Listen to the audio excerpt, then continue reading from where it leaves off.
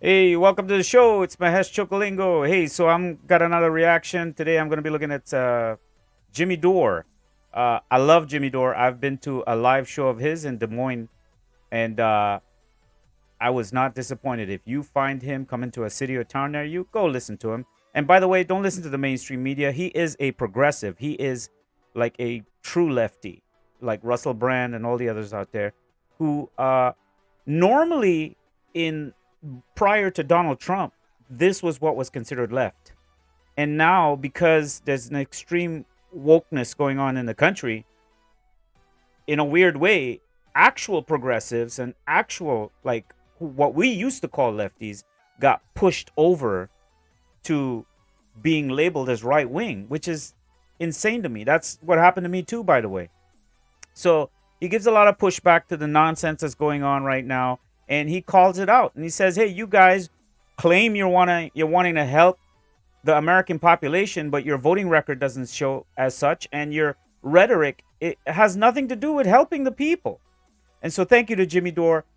He is as in the words of the professor, I forgot his name, Cornell West. In the words of Cornell West, Jimmy Dore is a national treasure. Let's go ahead and get started with this episode and get right into it, and I'll give you some reactions. Here we go. GQ. They did an article on GQ. AOC reveals pessimism about running for president. In that interview, she says, "I live in a country that would never let that happen," her being president. She says, "My experience here has given me a front row seat to how deeply and unconsciously, as well as consciously, so many people in this country hate women." Now, why do you think she's shifting her rhetoric to that? Because that's a problem you can't fix. That's a problem that she doesn't have. She doesn't have to fight Nancy Pelosi or the establishment to fix it, because it's she's not going to fix it. So now she wants to talk about this problem that she can't fix, instead of a problem that she can, because she's never going to fucking do anything to help you fix your problems. She's never going to fight for you. And that's why she's talking about fucking identity politics. Correct. And she's 100% wrong about this, that she could never be elected president because people in this country hate women.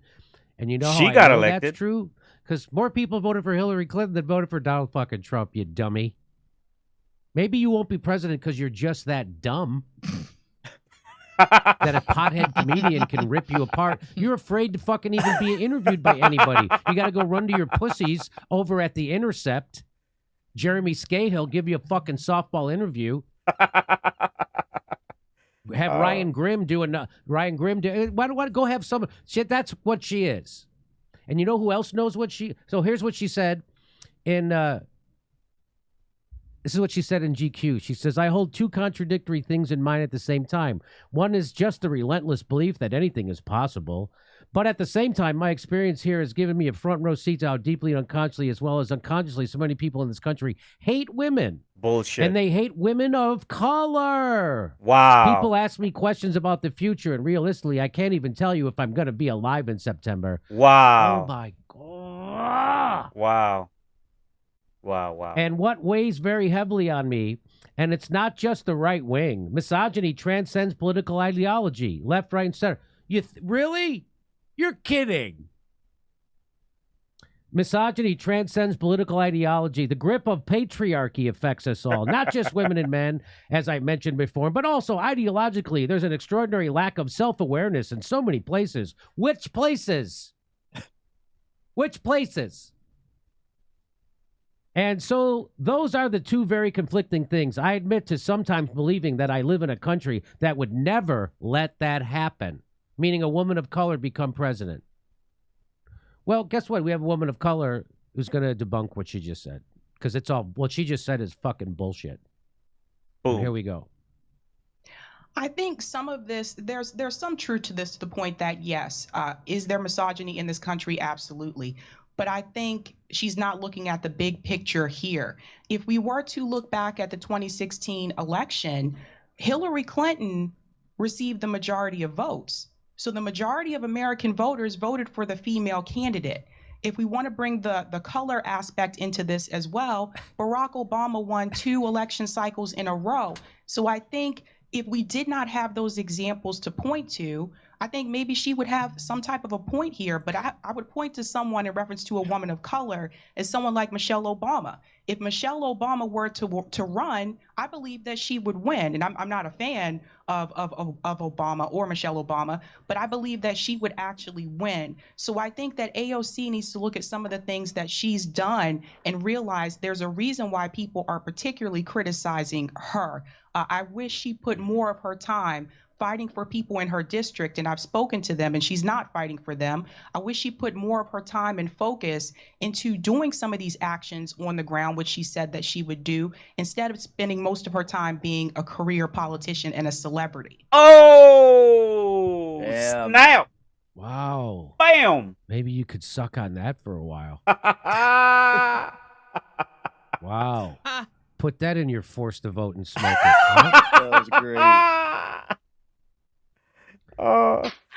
So that's why AOC is talking about misogyny now, sounding just like Hillary fucking Clinton, because she ain't going to fight for you to get you health care. She ain't going to fight for you to get a $15 minimum wage. She isn't going to fight for you to get you student debt relief or marijuana made legal. She's not going to do anything. She's not doing anything. She's not doing anything. And just as Sabby Sabs said, she's not organizing anybody in her district to do anything. She's not organizing any of the 12 or 13 million people who follow her on Twitter to actually fucking do anything. She's not going to do anything. She's not doing anything. She will never do anything for you, and she'll never fight the power centers in this country because she's a fucking phony. She's a typical politician, and her game is to pretend she's a woman of color who fights for you. Boom. All right, you could go watch the full episode. I love Jimmy Dore, man. Jimmy Dore. Jimmy Dore. He is a breath of fresh air. Truly a national treasure. Truly someone that when I was going through my whole thing, I didn't know there was this kind of content out there. I came across his content completely by accident because the algorithms were actually trying to suppress and push traffic away from content like this. And then I discovered Rumble. By the way, I am also on Rumble. Please go over there, support, like if you want to see more content. Because we are fighting censorship. Again, Mark Zuckerberg admitted it. Twitter admitted it. The whole issue with Alex Berenson. There is the interviews that's taking place on Timcast IRL. I mean, there is example and evidence and testimonial coming from all over the place about the amount of censorship and shadow banning, if you will, which is just a loose term to describe funneling traffic in another direction so that other people can't see your content. And that's what we're facing and dealing with, right? It's okay because we got platforms popping up all over the place like Rockfin and Spotify because Joe Rogan's there, thank God. And what's the name of that other app that people are using? There's a whole bunch of podcasting apps. I have the Stereo. And you know what? I'll put links to all those other platforms that you could go look at with my profile, and you can kind of look around and see what people have had to resort to get away from the mainstream and communicate. And the mainstream is painting this narrative that somehow we're not awake and we don't know what's going on and we're a fringe group. But we're not a fringe group. We're in the millions and we're global. We are global, right? This is a global movement. It's not just an American movement. So kudos to Jimmy Dore, by the way, a huge fan. Shout out. And I'll let you guys go. I'll put the link to that video clip we just saw in the description below. So that's the thing. And you know, you'd be surprised. I speak to a lot of family and friends who are identify as left. And I use the word identify because that's really what essentially we human beings are doing. We're playing identity politics all the time. And we're identifying with a group or a tribe or whatever for psychological, spiritual needs. And we can go too deep down a rabbit hole with that. But the point of the story is that AOC has nothing to contribute except more division. Anything that's divisive that I have been observing, they keep trying to blame it on the so-called right or Republicans. But the truth is, they're the ones doing it. They're the ones playing this tactic of shouting you down if you're trying to speak, censoring you if you're trying to put content that or rebuttals, uh, getting you banned for hate speech and all this other stuff. All these other tactics that they use, labeling fact check posts on you, using links to articles that are false or not factual to claim as fact against your post to silence you. These are all the little workaround skirting tactics that they use. We guys, we got to wake up. So what AOC did is trying to gaslight the American public. And like that lady said, if this level of misogyny and oppression existed in this country, if America was so bad and so hateful and so wrong, would we have had Obama for 2 years? Would Hillary have received that much amount of votes? Right? Listen, folks, this is real stuff here. Our country, they're playing with our perception, they're playing with our realities, they're gaslighting us, they're pushing us against each other, and it's getting really dangerous out there, man. Please pay attention. Go watch Jimmy Dore's clip. It was great, wonderful. I loved it. I laughed my butt off, as you can clearly hear from earlier. And that's my 2 cents on it. Like I said, guys, these politicians are playing us for fiddles. And they're not really doing anything for us. They're just getting all of us to corral into these little identity groups.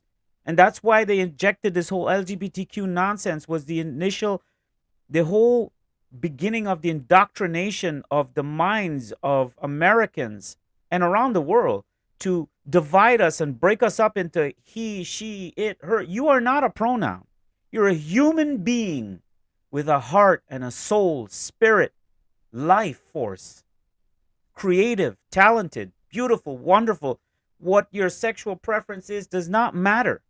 That's your business, because we live in America and that's your birthright. Well, that's the right we've had to write in as a birthright to protect ourselves from what we're seeing now happening in America. It's very deep what's going on, folks. And pay attention, right? I feel really sorry for the people who come at me and they don't realize that they've been weaponized to hate people like me and come at me. Because you hear them talk and you realize, oh, they don't have a thought of their own. They haven't really sat with this and processed it through their minds and debated and argue back and forth and try to figure out and go digging and looking at voting records and looking at articles and testimonials and people's conversations back and forth, or investigating or diving into a subject. Most people don't do that. So that's also why sometimes in public I kind of pick and choose who I go in on. Like, I don't go in with everybody.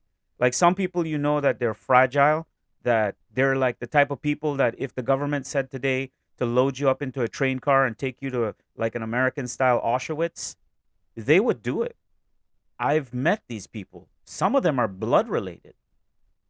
They're that controlled mentally that they're willing to sacrifice freedom, sovereignty, liberties for what? For security that they think in their heads they're getting, but you're not getting security. You're just giving up something that's worth fighting for.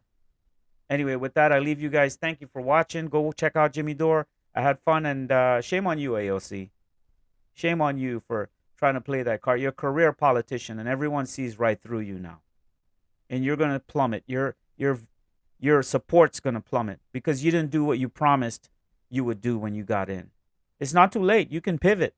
You can pivot, but I think what happened to you, AOC, was you got locked into a mindset, and you got held on to by whoever's kind of your advisors or molding you or guiding you and pushing you to put out the persona that you're putting out. They've locked you in. So now you're playing that character. You can't back out. It would be a miracle if we saw you back out of that character and actually go into a true, what we were hoping you were when you got elected. All right? All right. God bless, guys. Thanks for watching. Enjoy, and we will catch you on the next one. And as always, it's been a pleasure. I'll catch you guys.